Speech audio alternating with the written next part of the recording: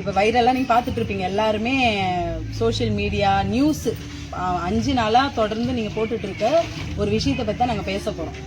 நாங்க போயிட்டு அவருக்கு ரெக்வஸ்ட் வச்சு கூட்டிட்டு வந்தோம். எங்களை வந்து எங்க ஏரியாக்குள்ள பாக்கணுன்றதுக்காக நாங்க கூட்டிட்டு வந்தோங்க. பார்க்க வந்தவர் வீடெல்லாம் நாங்க காமிச்சதுக்கு அப்புறமேட்டா எல்லா ஸ்கூல்லயும் எல்லா ஊர்லயும் நடக்கிறது தானே சிஎம் போட்டோ மாட்டுறது, அதை நம்ம பண்ணலாமே, இவ்வளவு தூரம் வந்துட்டீங்க நீங்க பண்ணுங்க அப்படின்ட்டு தான் நாங்க அன்னைக்கு அவரை நாங்க ஒன்றியத்தை கூட்டிட்டு போனோமே அந்த இடத்துக்கு. ராஜேஷ் ஒன்றியத்தை போட்டோ வாங்கி வச்சிருந்தோம். எல்லாமே நாங்க தான். சரி வராங்க அப்படின்ற பட்சத்துல டேபிள் போட்டது நாங்க தான், குழந்தைங்களுக்கு சாக்லேட் வாங்கி வச்சது நாங்க தான். பொதுமக்கள் அப்ப நம்ம இங்க வந்து பேசுறதுக்கு வீடுங்களை காட்டதான் இந்த எங்களுடைய நிலைமை. நீங்க வீடு பாருங்க, அந்த வீட்டுங்களை காட்ட கூப்பிட்டுன்னு வந்துட்டு அதுக்கப்புறமேட்டா பொதுமக்கள் நாங்க கூட்டின்னு போனோம். என்ன மேகலா நம்ம என்ன பண்ணோம், நாங்கதான் இட்டுன்னு போனோம் கண்டி, நாங்களாதான் இட்டுன்னு போனோம். அதோட இன்டோர் டைம்ல தான் இட்டுன்னு போனோம் கண்டி எச்சங்க பாக்குறதுக்கு. பாடம் சொல்லி போது ஆராய்ச்சியமா நாங்க நோயவே இல்லை. இது தப்பான புகாரா போட்டு இருக்காங்க. இது எல்லா ஸ்கூல்லயும் நடக்கிறது தானே, முதலமைச்சர் போட்டோ மாட்டுறது எல்லா ஸ்கூல்லயும் நடக்கும். இப்ப பிரேக் டைம் தான் நீங்க பண்ணுங்கப்பான்னு சொன்னாரு. சாக்லேட் தான் அவரு கையால கொடுக்க வச்சோம். போட்டோ மாட்டும் போதுதான் அதை அவரு காமிச்சாரு. வேற ஒன்னும் நடக்கல.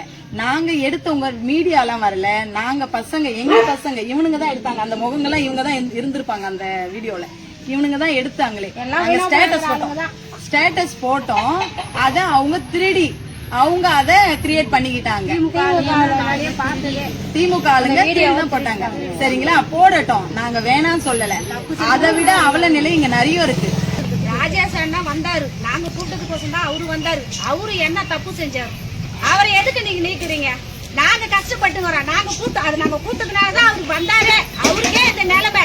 அவர் என்ன காரணத்துல நீங்களா நாங்க அவ்வளவு பாக்குறோம். அவர் நல்லது செய்யறாரா கெட்டது செய்யறாரா உங்களுக்கே சுத்தமா தெரியல. தெரியாத காரணத்தினால ஏதாவது ஒண்ணு செஞ்சு அவர் மேல ஐயம் பயமா போட்டு அவரை நீக்கி வச்சுக்கிறீங்க. அது நல்லதா கெட்டதா கடவுள் தான் வெளிச்சம்.